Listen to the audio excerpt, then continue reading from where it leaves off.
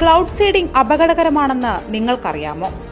ജീവൻ പണയം വെച്ചാണ് പൈലറ്റുമാർ മേഘങ്ങളിലേക്ക് ഇടിച്ചിറങ്ങി നമുക്കായി ഉപ്പ് വിതറുന്നത്. സാധാരണ ഫ്ലൈറ്റുകൾ മോശം കാലാവസ്ഥയിൽ പറക്കാതിരിക്കാൻ ശ്രമിക്കുമ്പോൾ ഈ പൈലറ്റുമാർ മഴവേട്ടക്കാരാണ്. മോശം കാലാവസ്ഥയുള്ള കറുത്ത മേഘങ്ങളിലേക്ക് കയറി ചെല്ലുന്നവർ.